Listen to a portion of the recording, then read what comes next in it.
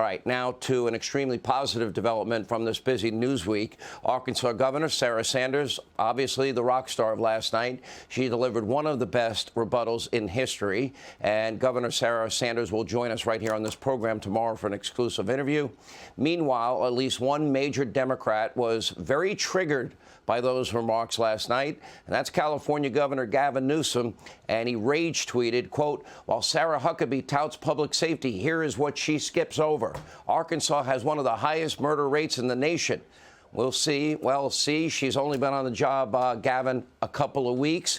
And by the way, Gavin, you probably shouldn't be throwing stones from your glass house, because your state of California, you lead the country in people exiting your state, running away from your state. People are leaving in droves. The population is in a massive decline. The state also, your state leads the country in homelessness, the cost of living, taxes, open-air drug markets, government regulation. And you said this in 2008, that you had a plan to fix it all, Gavin. What happened to your plan? Take a look. We believe fundamentally that food solves hunger, that shelters solve sleep, and that housing solves homelessness.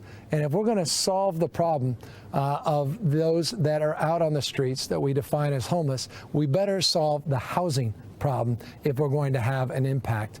And that's why we established this framework, what we call a 10-year plan to end chronic homelessness in San Francisco. Yeah, your 10-year plan failed, 15 years later. Anyway, Gavin Newsom has done such a terrible job in California. Voters forced him to beg for his job in a recall election. Pretty humiliating. Here now with more. Ohio Senator J.D. Vance. What do you make it? Here's Sarah Sanders has been on the job a month.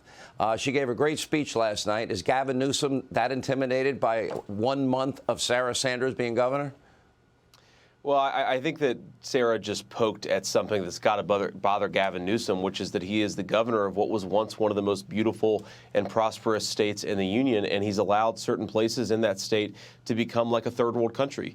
Sean, I take no pleasure in saying this as Ohio's senator, but you go to Los Angeles, you go to San Francisco. These are places that used to be the center of world prosperity, and now you have open-air drug markets, homeless tent cities as far as the eye can see. So this guy needs to maybe look in the mirror and recognize that his complete failure to focus on public safety is the problem. The fact that Joe Biden is taking those policies nationwide, which is why we see a rising murder rate all across our country, that's the problem. The problem is not Sarah Huckabee Sanders pointing out that average Americans, we just want public safety. Let me get your reaction to last night's State of the Union address and your reaction to the story we're covering tonight about the FBI in touch with big tech companies trying to influence them, even though they themselves had the Hunter Biden laptop that they had every opportunity to authenticate. Well, Sean, this was my first State of the Union address, so it was pretty crazy to watch the President of the United States tell so many whoppers. I guess my reaction to it, Sean, is he was a guy who was taking a victory lap about an economy that's still mired in inflation, where a lot of businesses are struggling and a lot of families are struggling to make ends meet. It's completely preposterous. On this FBI story, we cannot say this enough, that the leadership of the FBI working with big tech directly interfered in the 2020 election. There are independent analyses, Sean, that suggest that the censorship of the Hunter Biden laptop story cost Donald Trump millions of votes all across the country. That is the election integrity issue that we should be focusing on. And the fact that we're not shows that so many Democrats don't actually care about our so-called democratic institutions.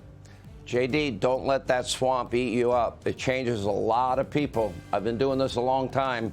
I've seen the change. Don't let it happen to you. You're doing great so far.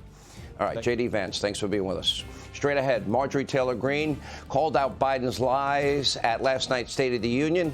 The left didn't really like it too much. Oh, it's getting interesting. Straight ahead. She'll join us. Subscribe to the Fox News YouTube channel to catch our nightly opens, stories that are changing the world and changing your life. From Tucker Carlson tonight.